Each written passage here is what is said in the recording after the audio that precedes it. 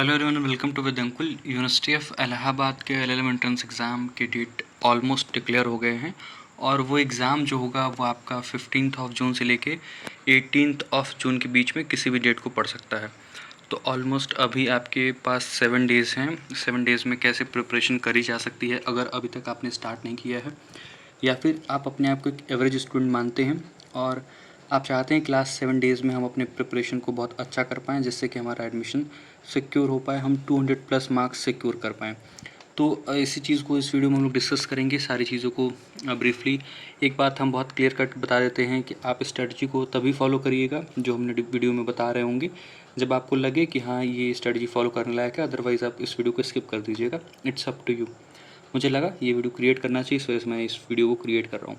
University of Allahabad LLM entrance exam PGAT 2096 में आता है। 7 डेज स्ट्रेटजी क्या हो सकती है लास्ट में, इसी पे हम इसी वीडियो को रिकॉर्ड कर रहे हैं। So total question there will be 150 question at all. कुल 150 क्वेश्चन होंगे।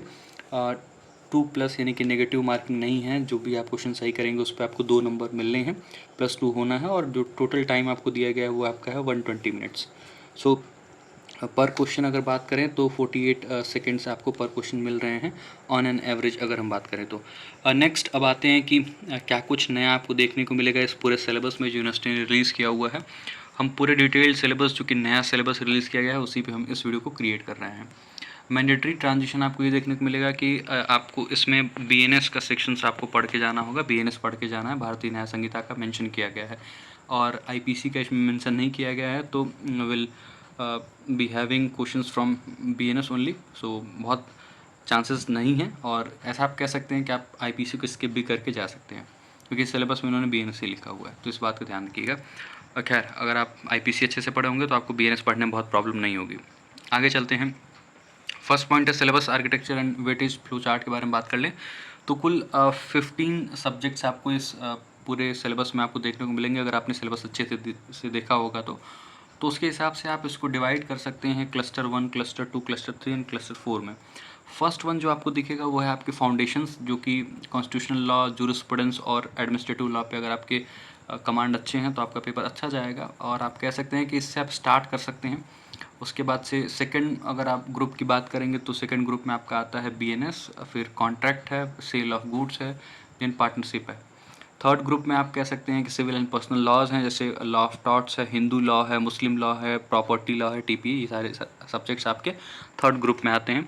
फोर्थ ग्रुप एक है आपका जो कि PIL, public international law, human rights, IPR, IT law, environmental law. आप इसको इस ग्रुप में रख सकते हैं। इसी के अकॉर्डिंग हमने आगे डिवाइड भी किया है कि कैसे आपको प्रिपरेशन करनी है। So let us move towards the next segment. एक बात और भी ध्यान रखिएगा, ये जो भी हम स्ट्रेटजी रिकॉर्ड कर रहे हैं ये उनके लिए है जो कि अभी तक कुछ पढ़े होंगे या अपने आप को एवरेज स्टूडेंट मानते हैं। ऐसा ना हो कि आपने कुछ पढ़ा ही नहीं है तो शायद आपके लिए बहुत काम नहीं आए, बट स्टिल कुछ आप कर सकते हैं 7 डेज़ में। सो आगे देखते हैं कैसे आपको प्रिपेयर करना है। मैक्सिमम जो होगा फोकस वो आपका होना चाहिए MCQ सॉल्व करने पे, बिकॉज MCQs ही इस एग्ज़ाम का जो है वो बिल्कुल एग्ज़ाम पैटर्न है, और आपको MCQ ही सॉल्व करने हैं। सो नेगेटिव मार्किंग नहीं है। सो आपको गेस वर्क भी अच्छे से करना होगा। लास्ट में उसके बारे में हम डिटेल में डिस्कस करेंगे कि कैसे आप गेस वर्क भी अच्छे से कर सकते हैं। So day by day micro schedule flow charts के बारे में बात करें, so Day 1 will have to cover constitutional law and administrative law, जो कि आपके फाउंडेशंस हैं। मॉर्निंग टाइम में आप क्या कर सकते हैं कि कोर राइट्स रिव्यू, आप जैसे कि आप पार्ट 3 अपने कॉन्स्टिट्यूशनल लॉ में देखिए, इंडियन कॉन्स्टिट्यूशन का पार्ट 4A। फिर उसके बाद जब आप fundamental rights, DPSP, fundamental duties पढ़ लिए हैं तो फिर कुछ आर्टिकल्स को भी ध्यान में रखिए। फंडामेंटल राइट्स से रिलेटेड आर्टिकल 14 हो गया, फिर 19, 21, 25 to 28 हो गया, फिर 32 है। इसमें आप ऐड ऑन कर सकते हैं यहाँ पे आर्टिकल 13 भी, क्योंकि स्टेट आर्टिकल 13 एंड 12 भी, जिसमें आर्टिकल 12 से आपके स्टेट से रिलेटेड क्वेश्चंस पूछ ले जाते हैं। इंपॉर्टेंट केस लॉस पूछ लेगा और ये आपको बताने को बोल देगा कि कौन इसमें स्टेट है कौन नहीं है, तो वो कॉन्सेप्ट आप पढ़ लीजिएगा। Doctrine of Eclipse and severability आपको देखने को मिलेगा आर्टिकल 13 में, वो भी आपको पढ़ना होगा। वो चीज़ हमसे कुछ चीज़ें मिस हुई हैं, बट उसको हम मेंशन कर देते हैं। फिर 32 में आपके रेट्स आपको अच्छे से पढ़ने होंगे, रेट अलग से हमने मेंशन किया हुआ है। फिर आफ्टरनून में आप क्या कर सकते हैं, ये टाइमिंग आपकी चेंज हो सकती है, बट एज अ डे, मतलब एज अ डे को होल के फॉर्म में हमने इसको पूरा आपको समझाने का प्रयास किया है। वो आपकी टाइमिंग डिफ़र कर सकती है, उसमें कोई बहुत बड़ा इशू नहीं। सो यूनियन जुडिशरी आप पढ़ सकते हैं, इमरजेंसीज पढ़ सकते हैं, आर्टिकल 352, 356, 360, देन आर्टिकल 368 आप पढ़ सकते हैं। फिर आप शिफ्ट कर जाइए एडमिनिस्ट्रेटिव लॉ की तरफ, डेलीगेटेड लेजिस्लेशन का पूरा कॉन्सेप्ट पढ़ के जाइए, प्रिंसिपल जो हैं नेचुरल जस्टिस से रिलेटेड उनको पढ़ के जाइए। तो ये पूरा आपका रहा, प्रिपरेशन हो जाती है आपकी constitutional law and administrative law की। ये डे फर्स्ट का रहा। इवनिंग में आप क्या कर सकते हैं, एटलीस्ट 120 प्लस क्वेश्चंस लगाइए, जिससे कि आपके पूरी अच्छी से प्रिपरेशन हो जाए, जिससे कि आप क्या है कि हिस्टोरिकल रूलिंग्स देख लें सुप्रीम कोर्ट की, और इंपॉर्टेंट केस लॉज आपको आने चाहिए, और इनके प्रैक्टिस कर लेते हैं। एटलीस्ट 120 प्लस अगर मैं कह रहा हूँ तो लगभग 100 से 150 सवाल आप आराम से कर सकते हैं एक दिन में। तो ये डे 1 आप जो है वो फंडामेंटल अपनी जो भी है वो क्लियर कर लीजिए कॉन्स्टिट्यूशनल लॉ और एडमिनिस्ट्रेटिव लॉ के। देन सेकंड पे आते हैं, जूरिस्प्रूडेंस आप सेकंड डे डिस्कस कर सकते हैं अच्छे से, मतलब पढ़ सकते हैं, जो कि आपकी थियरीज़ हैं उस पर आपको ज़्यादा फोकस करना होगा। एनालिटिकल स्कूल है, हिस्टोरिकल स्कूल है, देन आप रिवाइज कर लीजिए। एनालिटिकल स्कूल में बेंथम को, ऑस्टिन को, केल्सन को, हार्ट को, देन नेचुरल लॉ पढ़ लीजिए। फिर उसके बाद हिस्टोरिकल स्कूल पढ़ लीजिए, हेनरी मेन है उसमें, सेवेनी है। फिर सोशोलॉजिकल स्कूल में रस्को पाउंड आते हैं, जिनको हम डीन रस्को पाउंड भी बोलते हैं, जिनकी सोशल इंजीनियरिंग बहुत जो थ्योरी बहुत फेमस है। तो अब बहुत डिटेल में आप नहीं पढ़ सकते हैं, बट एमसीक्यू के फॉर्म में आप ऊपर ऊपर पढ़ते जाइए, और वैसे आप क्वेश्चन आएंगे एमसीक्यू फॉर्म में कि आप कर लेंगे, अगर आपको थोड़ा भी आइडिया होगा अपने कॉलेज डेज में आपने थोड़ा भी पढ़ा होगा तो। आफ्टरनून टाइम में आप क्या कर सकते हैं, कॉन्सेप्ट और ग्रीन एक्ट्स पढ़ लीजिए, लाइक ऑनरशिप का कॉन्सेप्ट क्या है, उस पर जूरिस्प्रूडेंस क्या कहता है, देन पोजीशन का कॉन्सेप्ट है, राइट्स एंड ड्यूटीज़ का कॉन्सेप्ट है, इनको देख लीजिए। फिर मेमोराइज करिए पैरामीटर्स को, और इनैक्टमेंट टाइमलाइंस हैं। अब आप इसी में जो है वो सेकेंड डे में आप आ जाइए, फर्स्ट जो आफ्टरनून का जो फर्स्ट हाफ है उसमें आप इसको थोड़ा सा कॉन्सेप्ट रिवीजन करिए, देन आप तुरंत जो है वो इन्वायरमेंटल लॉ पे शिफ्ट हो जाइए। ईपीए एक्ट मतलब इन्वायरमेंटल प्रोटेक्शन एक्ट या इन्वायरमेंट प्रोटेक्शन एक्ट आप 1986 जरूर पढ़िए। Air act, water act, NGT framework, ये सब पढ़ लीजिए, जैसे कि आपका इन्वायरमेंटल लॉ भी कवर हो जाए। देन आप 100 plus match the jurist MCQs आप डेडिकेटली 100 से 150 सवाल लगा सकते हैं। ये बहुत डिफ़िकल्ट नहीं है। आप ऑथर्स के क्वेश्चंस लाइक कौन सी बुक किसने लिखी है, कॉन्सेप्ट्स कि कौन जो जूरिस्ट है वो कौन से स्कूल से बिलोंग करता है, ऐसे क्वेश्चंस आपसे पूछे जाएंगे। So you will have to solve this questions as well. फिर ये रहा आपका डे 2। डे 3 में बात करते हैं बीएनएस के लिए हम एक दिन दे रहे हैं। आपको लग रहा होगा कि बहुत कम टाइम है, सो हाँ कम टाइम है, इसी में आपको करना होगा चीज़ें मैनेज। तो बीएनएस में आप जनरल एक्सेप्शंस पढ़ सकते हैं मॉर्निंग टाइम में। आप आइसोलेटेड पूरा चैप्टर दिया हुआ है, स्टैट्यूटरी एग्जम्पशंस दिए हैं, उनको पढ़ लीजिए। फिर मेमोराइज करिए जो मॉडिफाइड सेक्शंस हैं, मर्डर के, थेफ्ट के, डिफेमेशन के, होमोसाइड के। आप एडिशनली इसमें रेप और बाकी वो क्राइम अगेंस्ट वुमेन वाला सेक्शन भी देख सकते हैं अच्छे से।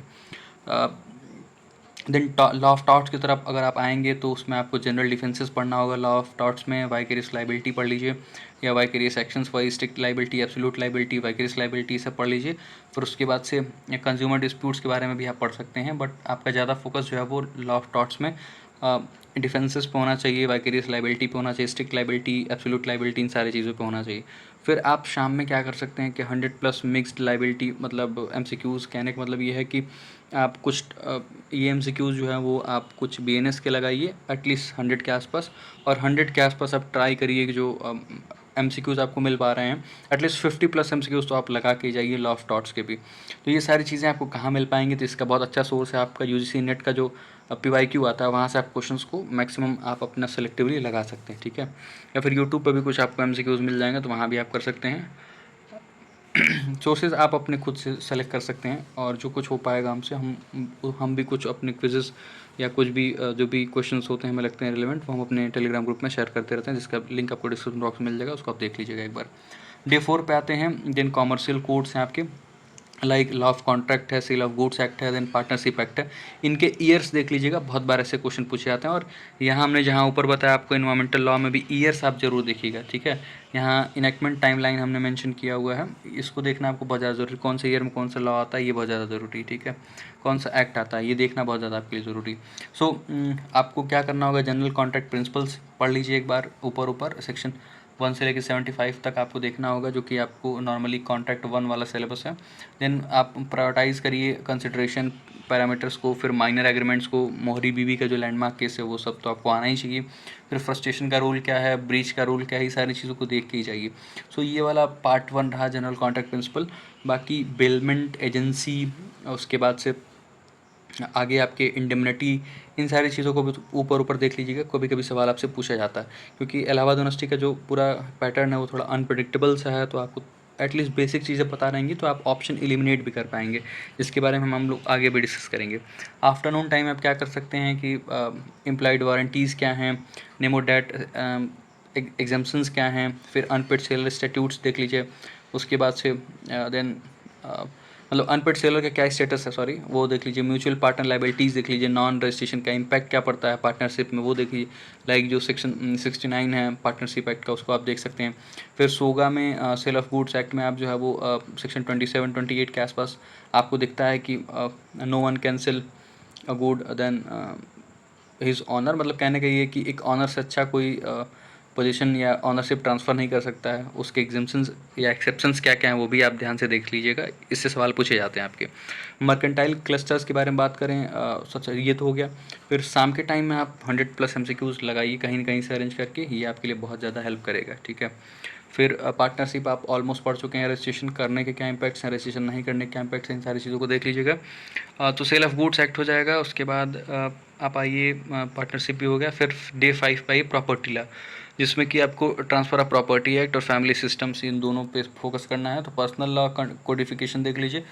Study statutory bars to Hindu marriage, क्या क्या बार हैं हिंदू मैरिज के लिए, वैलिड रिक्वायरमेंट्स क्या क्या है, डाइवोर्स क्या है, ग्राउंड क्या है, मुस्लिम मैरिज कॉन्सेप्ट पढ़ लीजिए, dowry rules and structural sources, इन सारी चीज़ों को बेसिक फॉर्म में कर लीजिए। अगर आपको नहीं लगता है थियोरेटिकली आप पढ़ पाएंगे शॉर्ट फॉर्म में, तो आप MCQs के थ्रू पढ़िए, वो ज़्यादा अच्छा होगा आपके लिए। देन TPA के ट्रांसफ़र फाउंडेशंस आप देख लीजिए, section 5 to section 37।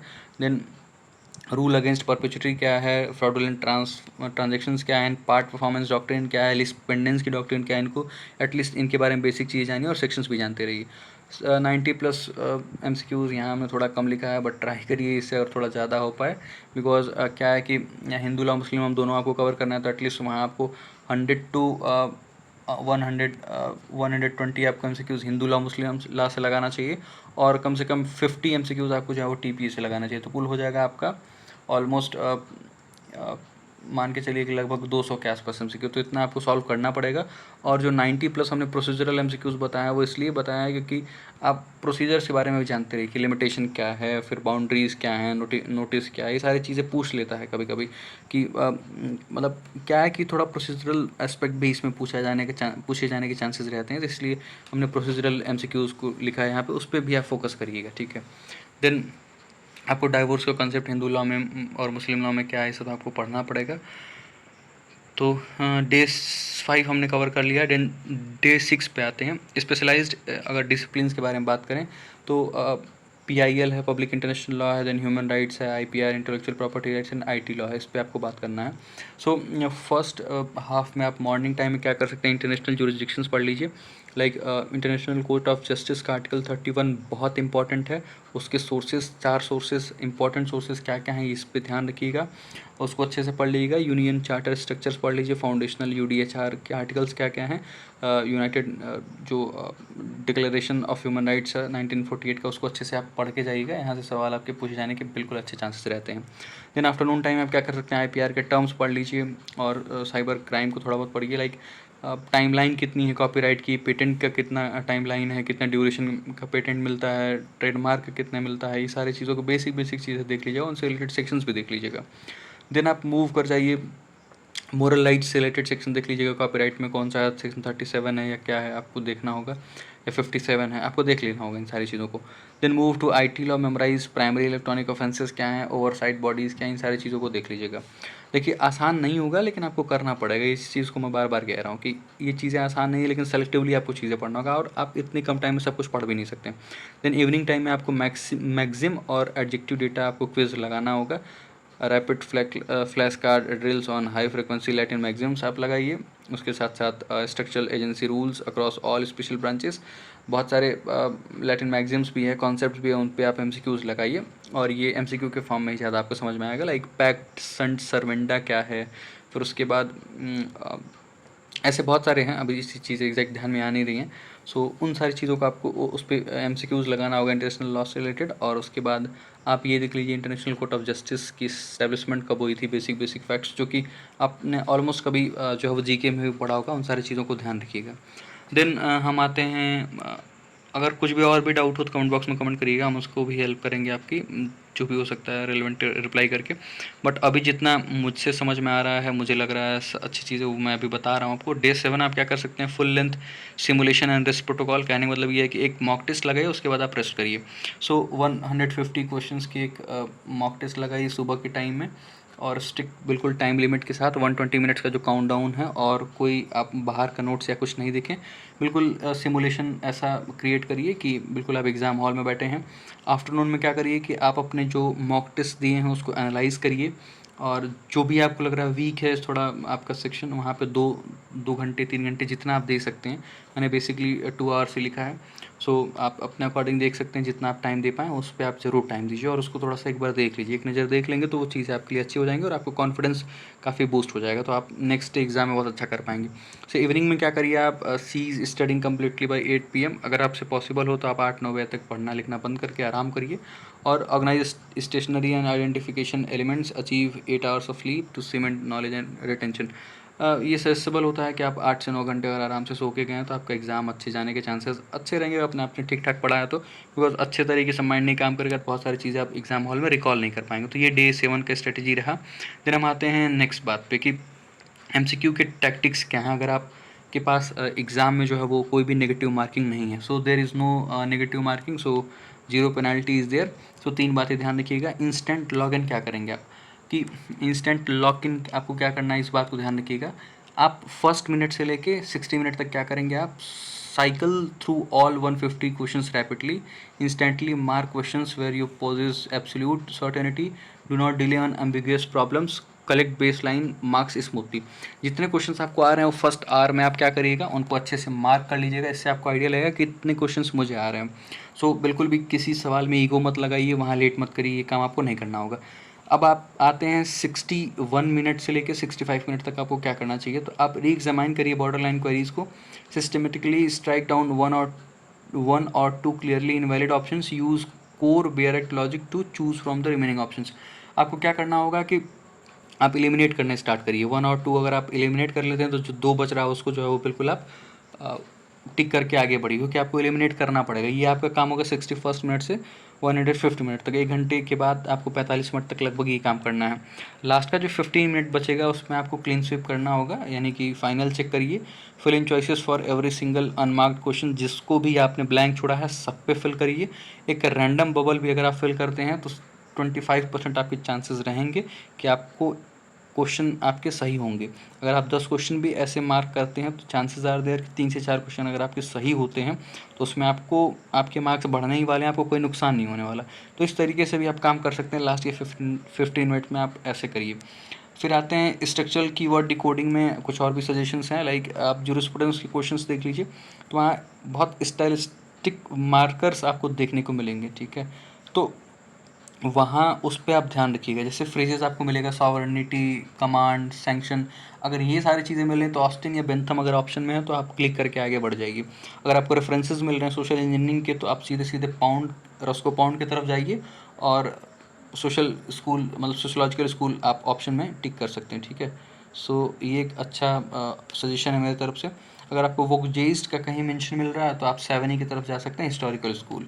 So this is all about. और अगर आगे बात करें, कहीं ऑल ऑफ द एबव दिया हुआ है, in standard state level entrance exams if you encounter an all of the above alternative can verify that at least 2 of the other options are legally true, select all of the above. मतलब ये कहने का मतलब ये है कि बहुत high probability रहती है ऑल ऑफ द अबव के सही होने के भी चांसेस। तो अगर आपको क्वेश्चन नहीं आ रहा तो आपको ऑप्शन अटेम्प्ट करना है, तो आप ऑल ऑफ द अबव अगर आपको कहीं दिखता है, क्वेश्चन एकदम नहीं समझ में आया तो आप ऑल ऑफ द अबव पे भी क्लिक कर सकते हैं, ठीक है। Bypassing extreme क्वालिफायर्स like technical framework है, जैसे कोई अगर IT लॉ से रिलेटेड क्वेश्चन है, इन्वायरमेंटल लॉ से रिलेटेड क्वेश्चन है, तो वहाँ अगर कोई एब्सोल्यूट क्वालिफायर आपको दिख रहा है, लाइक ऑलवेज वर्ड दिख गया क्वेश्चन में, नेवर दिख गया, कम्प्लीटली दिख गया, तो ये जनरली क्या होता है, वो स्टेटिस्टिकली इनकरेक्ट होते हैं, ठीक है। तो वहाँ क्या कर सकते हैं आप कि seek out choices with balanced statutory caveats. मतलब क्या है कि ऐसा कोई ऑप्शन जो दिखे जो कि बहुत बैलेंस्ड है, तो वहाँ आप जो है वो उसके अकॉर्डिंग अपना आंसर फिल करिएगा या आंसर चूज़ करिएगा। सो जहाँ कहीं ऑलवेज दिख जाए, नेवर दिख जाए, कम्प्लीटली दिख जाए, तो ये जनरली इनकरेक्ट होता है, ऐसा आप एनालाइज करेंगे तो क्वेश्चंस में मिलेगा, बट हमेशा नहीं होता है। ये मैं उन्हीं क्वेश्चंस के लिए, ये जो तीनों पॉइंट बता रहा हूँ वो उन्हीं क्वेश्चंस के लिए बता रहा हूँ जहाँ पे आपको आंसर नहीं पता हो, ठीक है। सो अगर आपको आंसर पता है, जिस भी तरीके से पता है, तो उसी अकॉर्डिंग आप अपना आंसर टिक करके आगे बढ़ जाइए, ठीक है। जिस भी तरीके से आपने कोई ट्रिक से याद किया हो, जिस भी तरीके से याद किया हो, वो मैटर नहीं करता, आपको बस आंसर पता होना चाहिए। आंसर पता है, आप आगे चलिए। आपने समझ लिया है अच्छे तरीके से तो भी ठीक है, लेकिन अगर आपको आंसर नहीं पता है तो इन 3 चीज़ों पे भी आप फोकस कर सकते हैं। इस तरीके से आप अपने आंसर चूज़ कर सकते हैं। लास्ट में क्या है, फाइनल 24 आवर्स एडमिनिस्ट्रेटिव चेकलिस्ट, ठीक है। आप अपने एडमिट कार्ड की 2 कॉपीज़ लेके जाइए, एटलीस्ट 1 से 2 कॉपीज़ अपने आप पास रखिए। ओरिजिनल आधार रखिए, अल्टरनेटिव कोई ऑफिशियल आईडी अगर आपके पास हो तो आप रख सकते हैं, लाइक पैन या कोई और, लेकिन सिर्फ आधार से भी आपका काम चल जाएगा। आप जो है वो ब्लू या फिर ब्लैक, मेरे तरफ से आपको सजेशन रहेगा कि मैं यही सजेस्ट करूँ, ब्लैक पेन यूज़ करिए तो ज़्यादा अच्छा है, वो लेके ही जाइए एग्ज़ाम हॉल में। उसके बाद से avoid scanning any fresh judicial opinions, statutory clauses और theoretical paradigms on exam morning, protect your baseline cognitive clarity. कई बार होता है एग्जाम हॉल के बाहर भी हम प्रिपरेशन कर रहे होते हैं, जो भी ये देख लें वो देख लें, ऐसा नहीं करिए। अगर आपको लगता है कि वो आपके लिए काम करता है तो आप कर सकते हैं, बट जनरली यही सजेस्ट किया था कि इन चीज़ों को अवॉइड करिए। लास्ट में 48 सेकेंड पेसिंग, कहने का मतलब ये है कि 150 question in 120 minutes demand precise pacing. If a puzzle stalls your workflow for more than a minute, apply a tactical guess, mark it and move forward. वही कहने का मतलब है, किसी क्वेश्चन में बहुत टाइम मत दीजिए, क्योंकि आपको 48 सेकेंड में क्वेश्चन करना होगा ऑन एन एवरेज। तो अगर आपको जो समझ में आता है वो टिक करिए, टैक्टिकली गेस करिए, आगे बढ़ जाइए, बिकॉज एक क्वेश्चन को बहुत टाइम आप नहीं दे सकते। This is all about case laws पे थोड़ा सा फोकस करिएगा। कई बार ये लोग लेबर लॉ से भी क्वेश्चंस पूछ देते हैं, सो उसमें आप कुछ बहुत नहीं कर सकते, लेकिन इस बार ऐसा सच कुछ सिलेबस में दिख नहीं रहा है। जो मैक्सिमम चीज़ें सिलेबस में दिखी हैं उसको हमने कवर कर दिया है। कुछ और भी चीज़ें अपने आपने लॉ कॉलेज में पढ़ी होंगी, तो इस चीज़ का ध्यान रखिएगा। और लास्ट में मैं एक वर्ड सिर्फ लिखना चाहता हूँ, कॉन्फिडेंस मैटर्स अलॉट, ठीक है। सो कॉन्फिडेंस के बिना लाइफ में आप शायद ही कुछ कर पाएंगे, मुझे ऐसा लगता है। सो कॉन्फिडेंस बहुत ज़्यादा मैटर करता है। सो कॉन्फिडेंस रहेगा तो आप बिल्कुल इस एग्ज़ाम में अच्छे तरीके से एक्सेल कर सकते हैं। So this is all about, and all the best to you all the aspirants who are willing to appear in Allahabad University entrance LLM entrance exam 2026। मिलते हैं एग्जाम के बाद, देखते हैं कितने किसके क्वेश्चन सही होते हैं। So this is all about, thank you very much, see you all in the next video.